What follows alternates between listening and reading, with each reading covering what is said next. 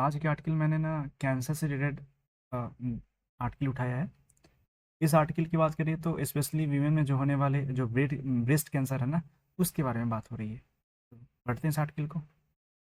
इस आर्टिकल में मैंने इसमें क्या किया ना, मैंने रीडिंग प्लस ग्रामर दोनों लिख के आया है कि इसमें एक तो इस पैसेज को पहले हम रीड करेंगे, इसके अलावा इसमें जो ग्रामर है ना पोर्शंस को भी दिखेंगे। हालांकि मैंने इसमें इंक्लूड कर दिया है और इस तरह से ये आज की रहने वाली है। हमने सारा एवरी स्लाइड में हमने पैसेज के साथ साथ ये ग्रामर भी इसमें इंक्लूड कर दिया है ताकि आसान रहेगा और थोड़ी ग्रामर भी अच्छी हो जाए, रीडिंग भी अच्छी हो जाए और एक अच्छा अच्छा सा अंडरस्टैंडिंग लेके भी इस सेशन के माध्यम से लौटे हैं हम लोग। इस तरह से करते हैं। Policy must catch up with breast cancer burden. Policy must catch up मतलब क्या होना चाहिए ना, उसी लेवल पे होना चाहिए। ठीक है, कैचअप विथ मतलब होता है सेम लेवल पे होना। ब्रेस्ट कैंसर बर्डन, तो जिस तरह से ब्रेस्ट कैंसर इंडिया के अंदर एक बहुत बड़ी बर्डन बनती जा रही है ना, या बढ़ती चली चली जा रही है, उसी उसी के साथ उसी लेवल पे ना आपको पॉलिसी भी मस्त बनानी चाहिए। आपकी पॉलिसी भी उसी लेवल पे आनी चाहिए, तभी तो हम काउंटर कर पाएंगे ना।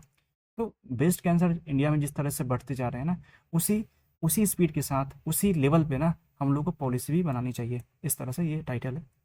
ठीक है, बढ़ते हैं आगे।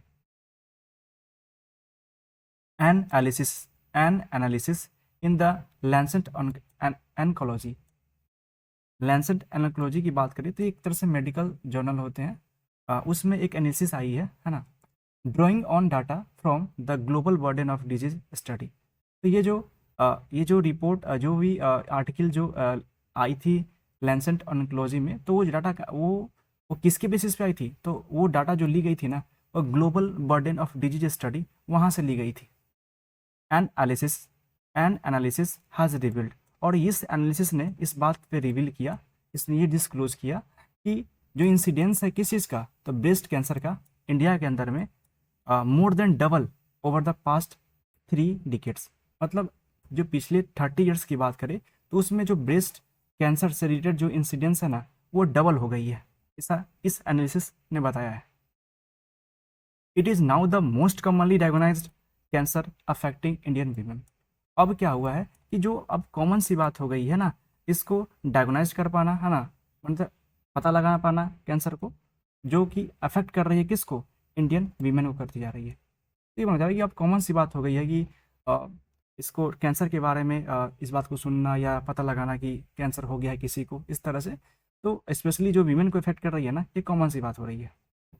The age standardized incidence of breast cancer has increased from 13 cases per 1 lakh women in 1990 to 29.4 lakh 29.4 पर 1 लाख इन 2023।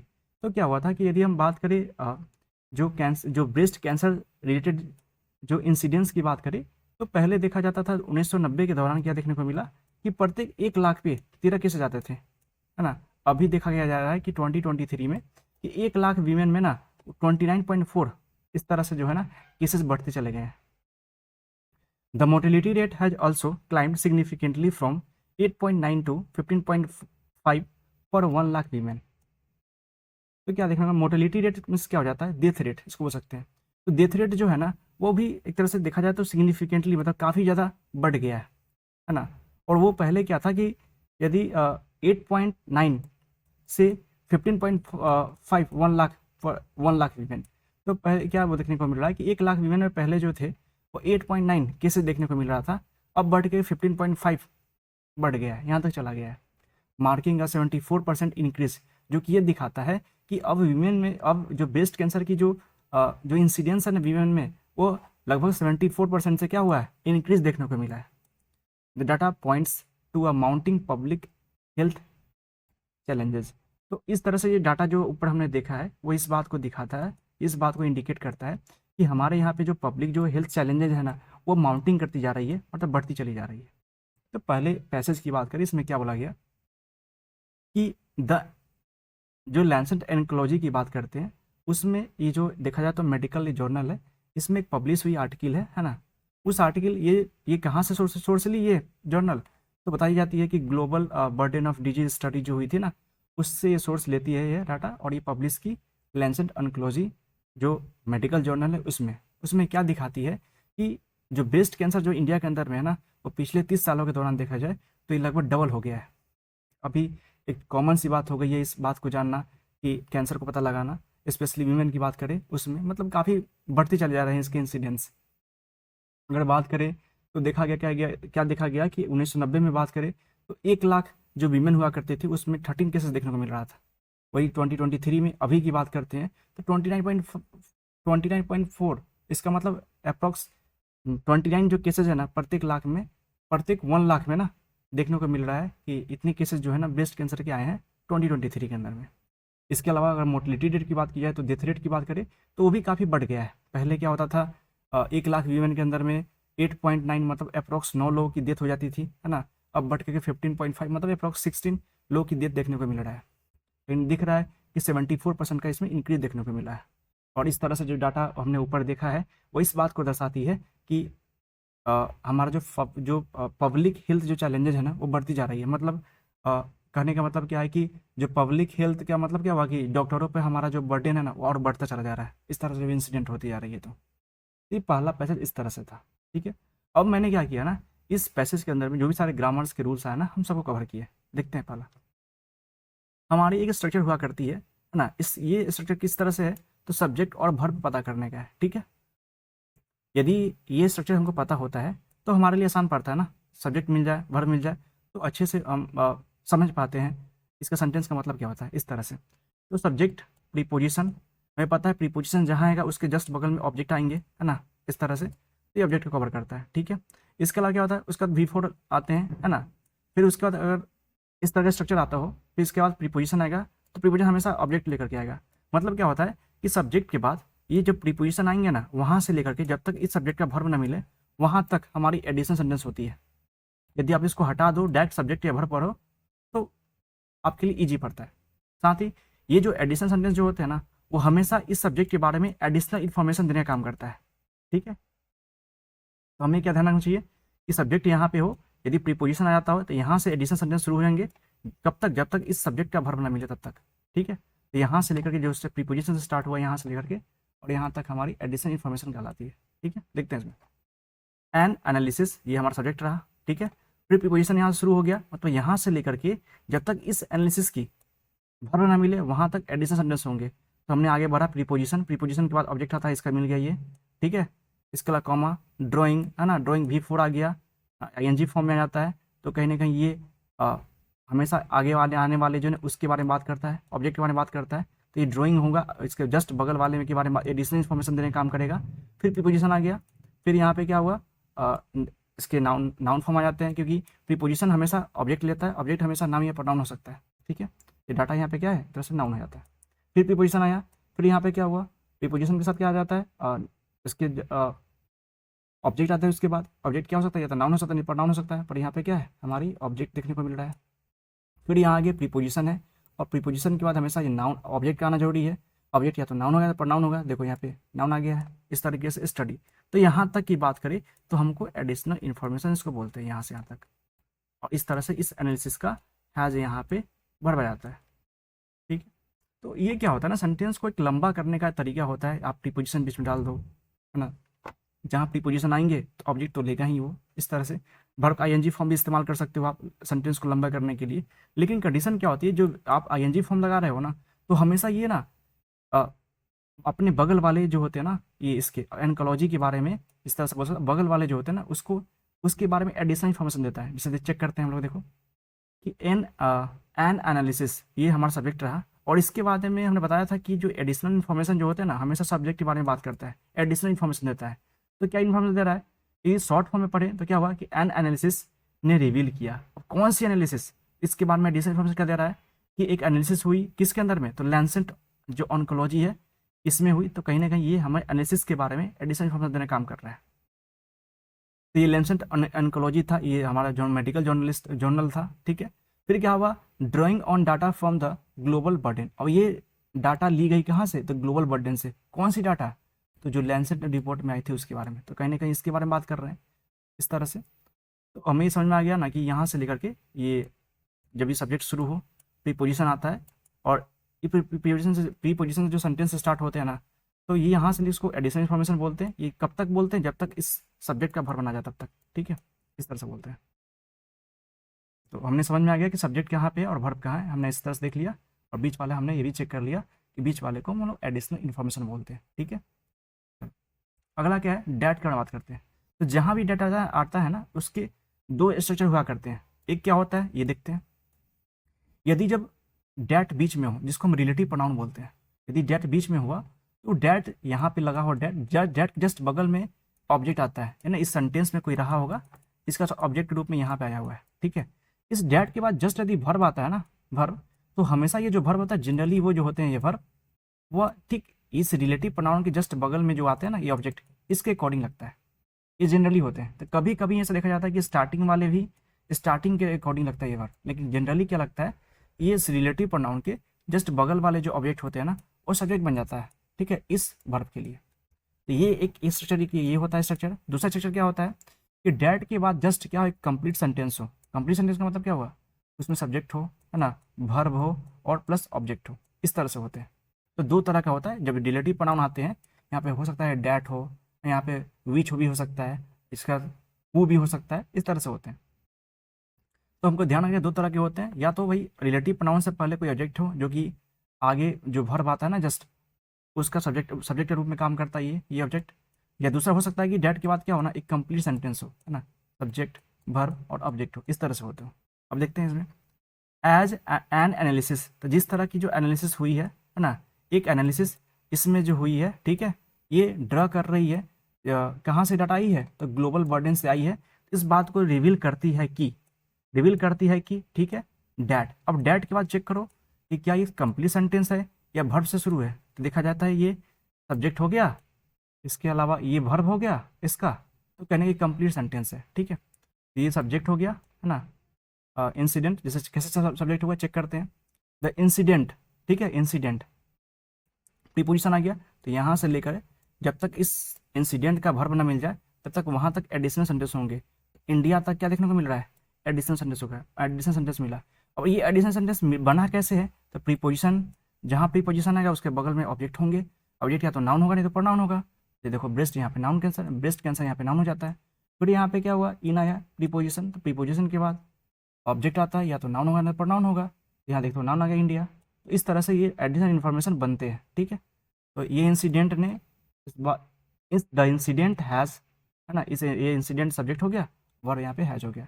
इस इंसिडेंट के पास मोर देन डबल, है ना, ओवर द पास्ट 3 डिकेट्स। ये जो घटना जो हुई है ना, डबल हो गई है पिछले 30 सालों के दौरान बात करें तो, सर, ठीक है। अगला क्या है, इंडिया चैलेंजेस। इंडिया का जो चैलेंज है हमको ध्यान रखना चाहिए, पोस्ट ऑफिस के दोनों तरफ क्या होते हैं, नाउन होते हैं, ठीक है।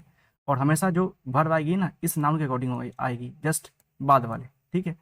तो क्या हुआ कि इंडिया का जो चैलेंजेस है, जो चैलेंज है इज़, यहाँ पे चैलेंज सिमिलर था तो वर्ब भी सिमिलर आ गया। क्या करना, टू रेप्लिकेट करना, है ना, टू रेप्लिकेट करना मतलब कॉपी करना। ये बहुत बड़ी चैलेंजेस है उन सारे गेम्स को हेल्थ केयर सिस्टम के अंदर में। डैट, अब देखो इस डैट के बाद फिर आगे डैट रिलेटिव पढ़ना, तो चेक करो आगे क्या ये वर्ब से शुरू है कि सब्जेक्ट से शुरू है। देखा जाए तो वर्ब से शुरू है। वर्ब होगा तो हमेशा किसके अकॉर्डिंग आएगा, ये जस्ट इसके पास वाले जो सिस्टम है ना, इसके अकॉर्डिंग आएगा। तो ये तो हमारा सिस्टम सिंगुलर था तो वर्ब भी सिंगुलर आ गया। इस तरह से डैट का यूज होता है, या कोई भी रिलेटिव प्रोनाउन हो तो यही फॉलो होता है, ठीक है। तो हम लोग चेक करते हैं कि क्या रिलेटिव प्रोनाउन के बाद एक कंप्लीट सेंटेंस है या वर्ब से शुरू हुआ है। जब वर्ब से शुरू होगा इस सब्जेक्ट के जस्ट, ये जो डैट के जस्ट बगल में जो होंगे ना ऑब्जेक्ट, उसके अकॉर्डिंग ये वर्ब लगेगा। यदि ये डैट के बाद एक कंप्लीट सेंटेंस शुरू हो जाता है तो वो सब्जेक्ट खुद का सब्जेक्ट होगा, खुद का वर्ब होगा, खुद का ऑब्जेक्ट होगा, इस तरह से होता है। आगे बढ़ते हैं। अब क्या होता है कि ऑब्जेक्ट की बात करते हैं। ये ऑब्जेक्ट, ठीक ठीक, एक सेंटेंस शुरू हो गया है, बीच में ऑब्जेक्ट आया है, उसके जस्ट बगल में V4 आ गया, ठीक है, और ING फॉर्म में आता है। तो ये हमेशा क्या करता है, एक एडिशनल इन्फॉर्मेशन देता है किसके बारे में, ऑब्जेक्ट के बारे में। तो मतलब क्या हुआ, ये जो V4 जो होते हैं ना, ये ठीक इसके जस्ट बगल में जो ऑब्जेक्ट होते हैं ना, उसके बारे में एडिशनल इन्फॉर्मेशन देने का काम करता है। जैसे हमने जस्ट बताया था ऊपर कि ये देखो ड्रॉइंग ऑन डाटा, ये किसके बारे में बात कर रहा है, इस एनकोलॉजी जो लेंसेट एंकोलॉजी है उसके बारे में बात कर रहा है। तो ये ऑब्जेक्ट रहा आपका और इसके बारे में ये बात कर रहा है, ठीक है। It is now the most commonly diagnosed cancer affecting Indian women.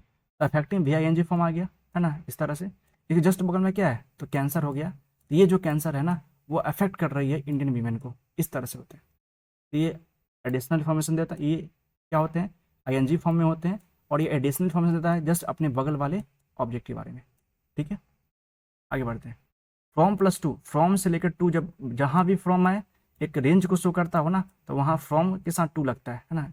बोलते हैं ना कि 13% से लेकर के ना इतना 13 जहाँ पे केसेस थे, अब बढ़ करके 29 हो गए, इस तरह से। तो फ्रॉम क्या होता है, फ्रॉम एक रेंज, फ्रॉम से लेकर to, from dot dot to की बात करते हैं तो ये रेंज को शो करता है।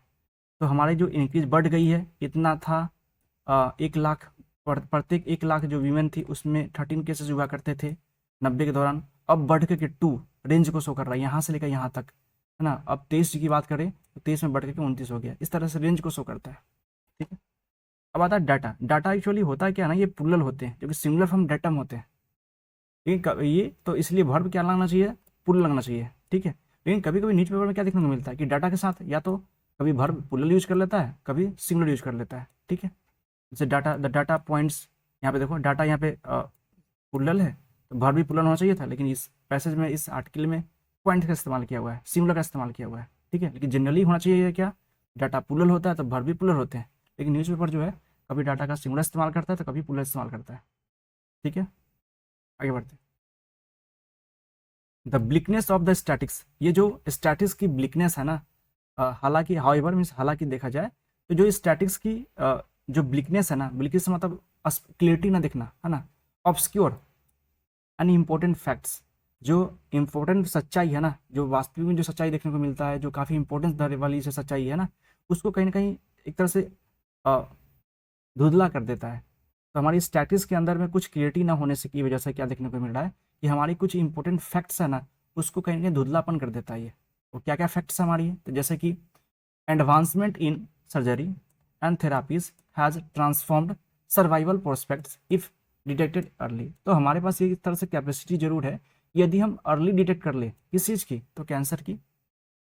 यदि हम अर्ली डिटेक्ट कर ले कैंसर की, तो इस जिस तरह से एडवांसमेंट हमारी सर्जरी के अंदर में है और साथ ही थेरापीज के अंदर में, तो हम कर सकते हैं, है ना, इसको हम चेंज कर सकते हैं किस चीज़ को, तो सर्वाइवल प्रोस्पेक्ट्स को।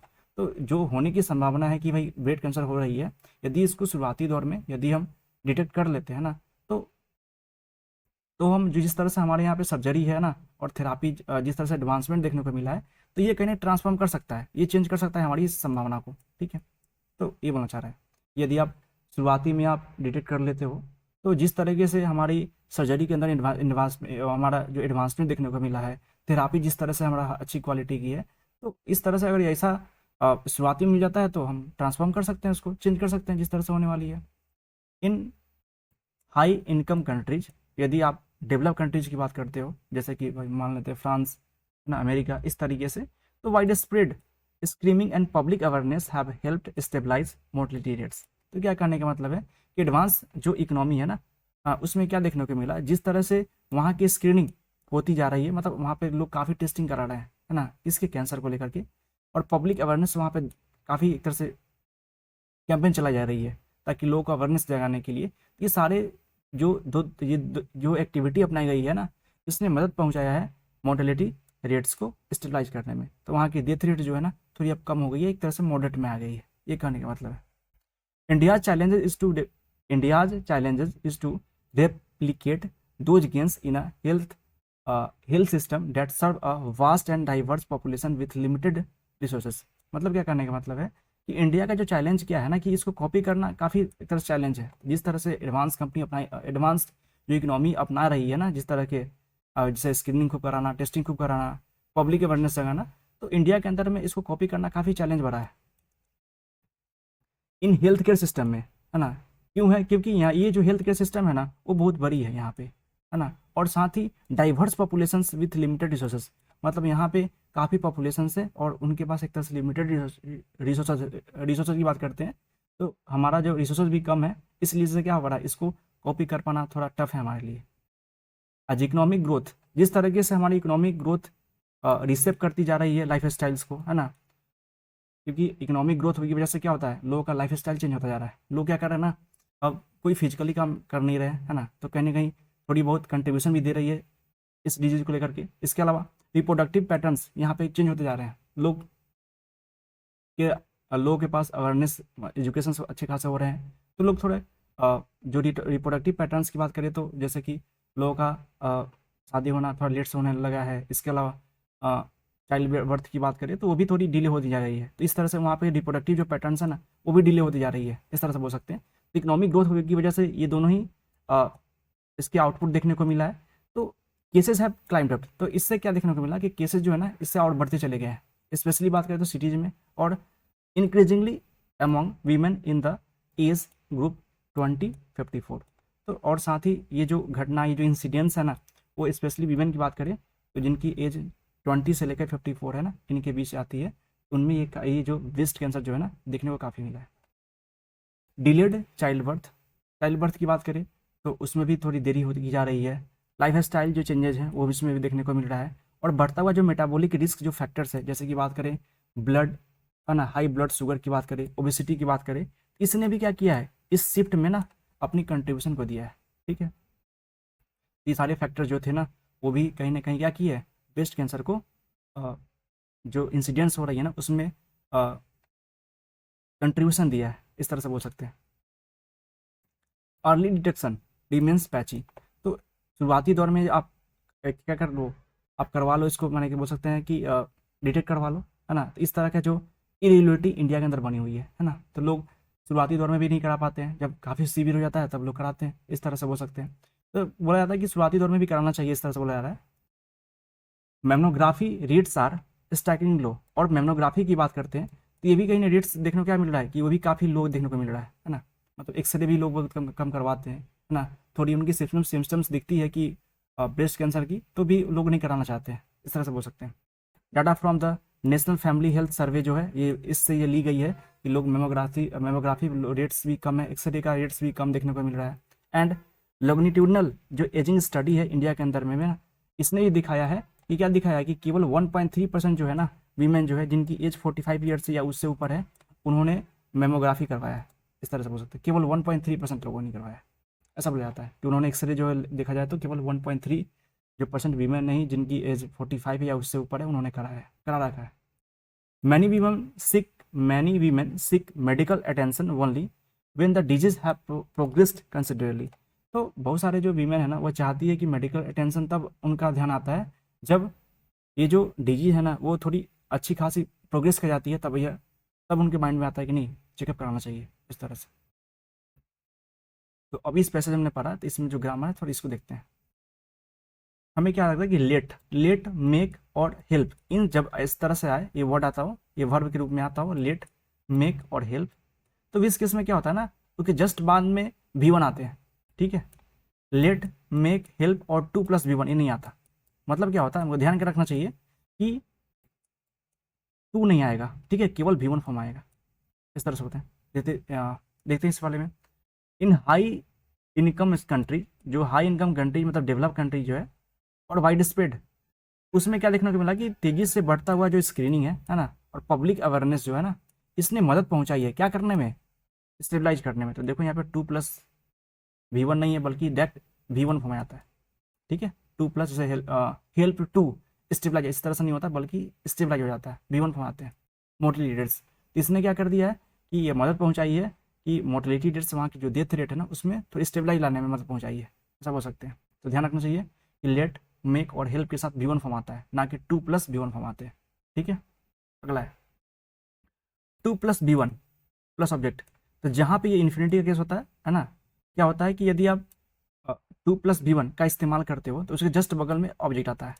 ठीक है, ये एक्शन वाले होते हैं ना, ये एक्शन वाले काम दिखाता है, ये शो करता है 2+V1, और उसके जस्ट बगल में क्या होंगे, ऑब्जेक्ट आते हैं। ठीक है, इसके अलावा give answer of what, so 2+V1 behaves as noun. तो ये जो 2+V1 होता है ना वो कहीं ना कहीं हमको वर्ड का आंसर देता है, जो वर्ड का आंसर देता है उसको हम नाउन बोलते हैं। तो कहीं ना कहीं ये नाउन की तरह बिहेव करता है। चेक करते हैं हम लोग। इंडिया का चैलेंज है क्या, तो रेप्लिकेट करना।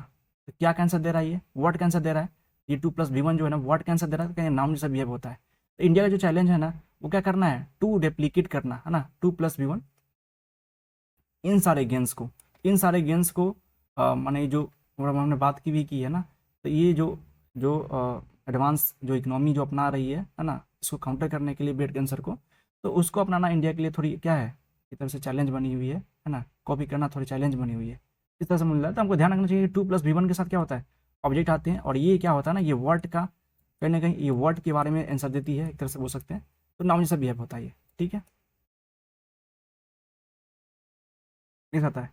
एमंग की बात करें तो ये मोर देन दो से अधिक कोई थिंग्स हो, पर्सन हो, तो उसके बीच में क्या करते हैं हम लोग, एमंग का इस्तेमाल यूज करते हैं। जबकि बिटवीन की बात करें तो बिटवीन से तो एंड लगता है, और हमेशा ये दो लोगों के बीच की बात करता है, ठीक है।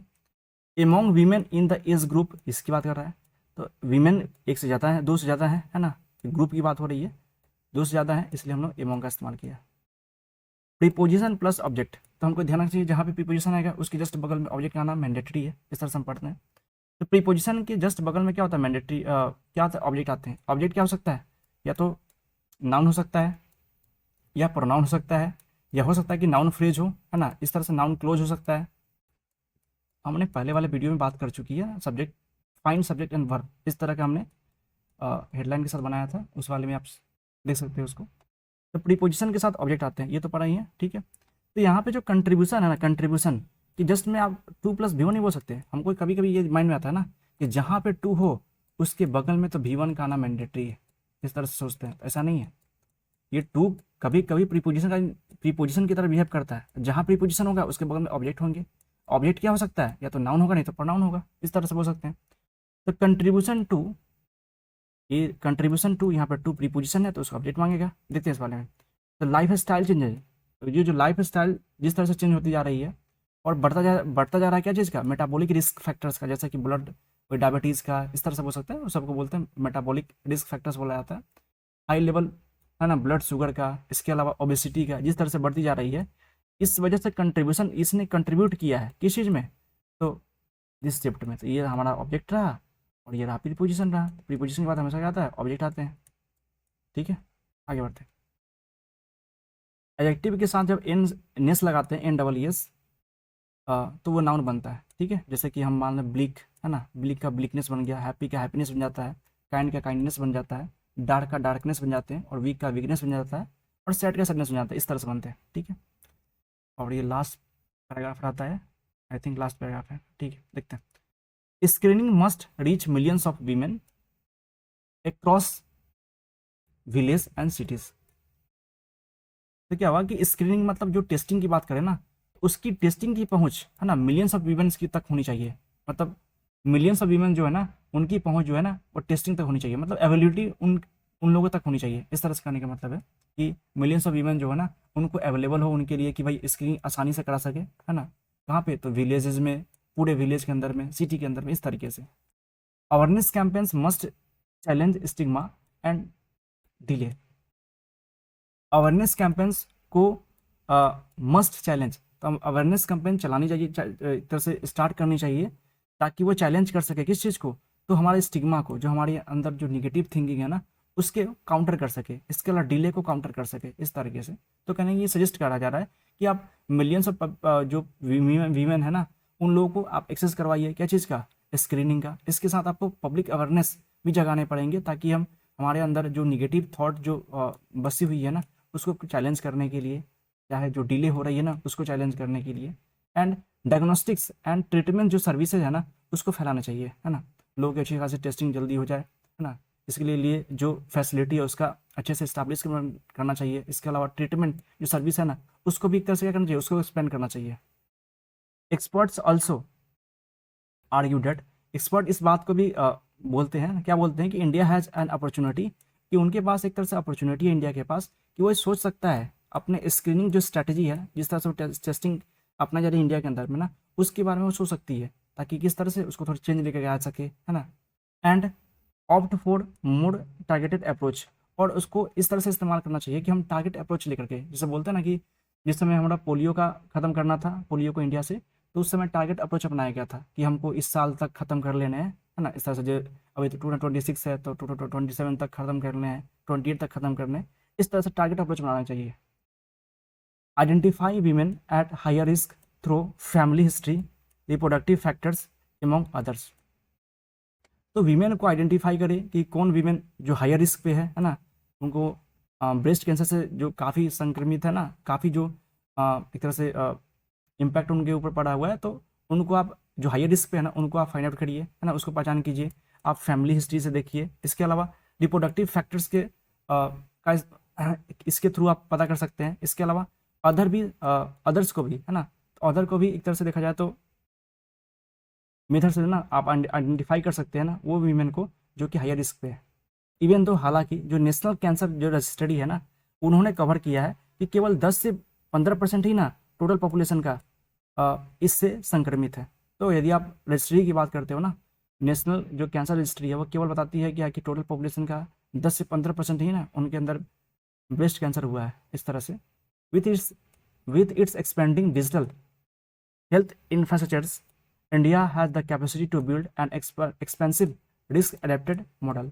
तो जिस तरह से हमारे यहाँ पे इंडिया के अंदर में डिजिटल हेल्थ केयर सर्विस का एक्सपेंड हो रहा है ना, बढ़ती जा रही है, तो इंडिया के पास एक कैपेसिटी है कि वो क्या कर सकती है, वो अपने इस मॉडल को ना फैला सकती है। मतलब क्या करने का मतलब है कि जो नेशनल कैंसर जो रजिस्ट्री है ना वो केवल बहुत कम लोग तक ही कवर कर पा रही है। तो हमारे पास एक तरह से अच्छा अपॉर्चुनिटी क्या है ना कि हमारे यहाँ पे क्या हो रहा है कि डिजिटल हेल्थ केयर सर्विस जो इंफ्रास्ट्रक्चर है उस पर अधिक काम की जा रही है ना, काफ़ी एक तरह से AI का इस्तेमाल की जा रही है। मतलब इस तरह से बोल सकते हैं ना कि थोड़ी डिजिटली जो हम लोग ज़्यादा जा रहे हैं ना हेल्थ केयर को लेकर के, तो हमारे पास ये अच्छा अपॉर्चुनिटी है। तो हम चाह सकते हैं ना, तो हमारे पास इस तरह से कैपेसिटी है कि हमारी जो रजिस्ट्रेशन मैंने कवर करने की पॉपुलेशंस की वो 10% से ना होकर के 15% से ना होकर के एक अच्छी परसेंटेज में हम कवर कर सके पॉपुलेशन को जो ब्रेस्ट कैंसर से संक्रमित है। ऐसा बोला जा रहा है। Success with polio eradication and Covid vaccination, जिस तरह से हमारी जो सक्सेस रही है किस चीज़ में, तो पोलियो को ख़त्म करने में, है ना, और साथ ही कोविड जो वैक्सीनेशन थे उसको ख़त्म करने में। तो ये दिखाती है कि इंडिया कैन इम्प्लीमेंट लार्ज, कि इंडिया जो है ना इम्प्लीमेंट कर सकता है बड़े पैमाने पे और डिसेंट्रलाइज कर सकता है पब्लिक हेल्थ जो प्रोग्राम्स है उसको इफेक्टिव तरीके से, मतलब हर लोगों तक पहुंचा सकता है। पब्लिक जो हेल्थ प्रोग्राम्स है ना हर लोगों तक पहुंचा सकता है इफेक्टिव तरीके से। The real test is whether policy can move as a quick as the disease. तो अब रियल टेस्ट यह देखने को मिलेगा कि क्या हमारी जो पॉलिसी बन रही है वह उतना ही क्विक बन पा रही है जितना कि डिजीज बढ़ता जा रहा है। तो जिस गति से हमारा डिजीज बढ़ता जा रहा है क्या उस गति से हमारी पॉलिसी बन रही है कि नहीं, अब इस बात पे ये देखना बाकी है। इस बात पे जो रियल टेस्ट हमारी यही होगी कि क्या जिस तरीके से डिजीज का एक्सपेंड होता जा रहा है क्या उस तरीके से हमारी पॉलिसी भी क्या उसको मेंटेन कर पाएगी कि नहीं कर पा रही है। इस तरीके से ये आर्टिकल रहा। ठीक है, अब फिर हम इसके बारे में थोड़ी देखते हैं। हाँ, हमारी एक रूल होती है, जैसे कि क्या होता है ना कि ये यूनिट वाले रूल, यदि यूनिट वाले रूल देखते हैं तो इसमें क्या है कि मिलियंस ऑफ वीमेन, ये हमारे यूनिट वाले रूल होते हैं। क्या होते हैं कि नाउन यूनिट क्या होना चाहिए, यूनिट जो होनी चाहिए ना, यूनिट प्लूरल होते हैं, ठीक है, प्लस प्रीपोजिशन होता है ऑफ, और यहाँ भी क्या होता है नाउन जो होते हैं ना, नाउन जो इस्तेमाल करते हैं नाउन वो प्लूरल होते हैं। दोनों तरफ क्या होता है प्लूरल होते हैं। यूनिट ऑफ और नाउन प्लूरल, इस तरह का हमारा एक कंसेप्ट होता है। ठीक है, यूनिट वाले कंसेप्ट। चलो अब इसका देखते हैं हम लोग। क्या है, सब्जेक्ट जो होते हैं या तो नाउन होगा, प्रोनाउन हो सकता है, या फ्रेज होंगे जिसको हम जिरंड बोलते हैं। ठीक है, फ्रेज में आने वाले एक जिरंड होते हैं जो कि नाउन जैसा बिहेव करता है ये, और क्लोज होते हैं। तो सब्जेक्ट क्या हो सकता है, या तो नाउन हो सकता है, प्रोनाउन हो सकता है, या फ्रेज हो सकता है। और फ्रेज में कौन सा, तो या तो जिरंड हो सकता है। इसके बारे में बात करते हैं। V4 की बात करते हैं, ING फॉर्म एज सब्जेक्ट। जब क्या होता है कि V4 ING फॉर्म जो होता है ना, वर्ब का ING फॉर्म ये सब्जेक्ट रूप में काम करता है, तो उसी को हम जिरंड बोलते हैं। ठीक है, मॉडल वर्ब प्लस V1, जहाँ पे मॉडल वर्ब आता है वहाँ पे जब मॉडल वर्ब के साथ हमेशा V1 फॉर्म लगते हैं जिसको एक्टिव वॉइस बोलते हैं। तो मॉडल वर्ब जैसे कैन हो गया, शुड हो गया, इसके बाद एक्टिव वॉइस में V1 फॉर्म लगते हैं उसके बाद जस्ट बाद। क्योंकि मॉडल वर्ब की बात करते हैं उसमें जब बी के साथ आप V3 इस्तेमाल करते हो तो पैसिव वॉइस बनता है। ठीक है, इस तरह से होते हैं। यदि हम बारे जिरंड का इसका एग्जाम्पल देखना चाहें, है ना, तो क्या रहेगा जिरंड का example, screening must reach millions of women across village and city. तो स्क्रीनिंग एक सब्जेक्ट हो जाता है, ये ING फॉर्म है, सब्जेक्ट की तरह बिहेव कर रहा है, मतलब जिरंड फॉर्म है। तो स्क्रीनिंग कराना, टेस्टिंग कराना, है ना, इस तरह से बोल सकते हैं। मस्ट रीच, जो स्क्रीनिंग है ना वो होनी चाहिए कहाँ पे, कहाँ तक पहुँच होनी चाहिए, तो मिलियंस ऑफ वीमेन के पास तक पहुँच होनी चाहिए, इस तरह बोला जा रहा है। तो ये सब्जेक्ट जैसा बिहेव कर रहा है ना आईएनजी फॉर्म में, तो इसको हम जीरेंड बोलते हैं, ठीक है। अगर आता है कनेक्टर की बात करते हैं, तो कनेक्टर क्या होता है, कंट्रास्ट की कनेक्टर की बात करें, जहाँ पे एक पॉजिटिव और निगेटिव सेंटेंस से बन के एक सेंटेंस बनते हैं, जहाँ पे एक पॉजिटिव भी सेंटेंस होता है, एक निगेटिव भी होते हैं, दोनों होते हैं, पॉजिटिव भी होते हैं और निगेटिव होते हैं, तो उसको हम कंट्रास्ट टाइप कनेक्टर बोलते हैं। इवन दो मतलब कंट्रास्ट टाइप कनेक्टर हो जाता है, हालांकि ऑल्दो भी, हालांकि क्या होता है, ये कंट्रास्ट टाइप कनेक्टर होता है, और वाइल ये भी कंट्रास्ट टाइप कनेक्टर होते हैं, ठीक है। देखते हैं, इवन दो, हालांकि एक पॉजिटिव बात करेगा, दूसरा निगेटिव बात करेगा। Even though the national cancer जो रजिस्ट्री है वो कवर करती है केवल 10 से 15% टोटल पॉपुलेशन का, ठीक है, ये कवर तो कर दी है। With its expanding digital health infrastructures, India must the capacity to build expensive risk data model की। तो एक तरह से क्या हो रहा है कि हम ये कमियां दिखाने की कोशिश कर रहे हैं कि हमारे यहाँ पे रजिस्ट्री जो है ना, वो नेशनल कैंसर रजिस्ट्री जो है वो केवल 10 से 15% ही कवर कर पा रही है, तो हमारी निगेटिव बात हो रही है। तो पॉजिटिव बात है क्या हुआ कि विथ इट्स एक्सपेंड, जिस तरह से हमारे यहाँ पे हेल्थ केयर इंफ्रास्ट्रक्चर बढ़ते जा रहे हैं ना, तो इंडिया के पास कैपेसिटी होगी, वो अच्छे खासे एक बड़े लेवल पे क्या कर सकती है, इस मॉडल को अपना सकती है, यहाँ पे पॉजिटिव बात हो जाती है। एक तरफ निगेटिव है, पहले निगेटिव हो जाता है, बाद वाला पॉजिटिव हो जाता है, एक तरफ निगेटिव एक तरफ पॉजिटिव, इसी को हम कंट्रास्ट बोलते हैं, ठीक है। एज प्लस एडजेक्टिव, उसके बाद एज आता हो उसको हम, ये हमेशा नाउन के बारे में बात करता है, एज एडजेक्टिव, एज जो होता है हमेशा नाउन के बारे में बात करता है। He is quick as his brother, है ना, ठीक है, इस तरह से बोल सकते हैं। एज के बाद एडवर्ब भी आते हैं प्लस एज आता है, तो ये हमेशा वर्ब के बारे में बात करता है। The real test is whether policy can move, अच्छा मूव की बात कर रही है, ये वर्ब हो जाता है, तो ये वर्ब के बारे में क्विकली बात कर रही है, इसलिए इसको एडवर्ब बोलते हैं। जो रियल जो टेस्ट ये है, ये क्या, जो पॉलिसी कैन, ये जो पॉलिसी है जो मूव कर सकती है as quickly as the disease, जिस तरीके से डिजीज बढ़ती जा रही है, क्या पॉलिसी भी उस तरह से उस गति के साथ मूव कर सकती है क्या। तो कहीं ना कहीं ये क्विकली क्वालिफाई किसको कर रहा है, इस वर्ब को कर रहा है, इसलिए इसको एडवर्ब बोलते हैं। तो एडवर्ब जो आते हैं ना हमेशा वर्ब को क्वालिफाई करता है, एडिटिव हमेशा नाउन को क्वालिफाई करता है, तो ध्यान रखना दोनों जो एज है ना वो नाउन को क्वालिफाई कर रहे हैं यहाँ पे। इस तरीके से ये पूरे पैसेज प्लस जो ग्रामर थी ना इसमें हमने कवर कर रखा है, शायद थोड़ी क्लियरिटी हो गई होगी। आज के लिए बस इतना ही, फिर मिलते हैं नेक्स्ट आर्टिकल के साथ। Bye bye, good night.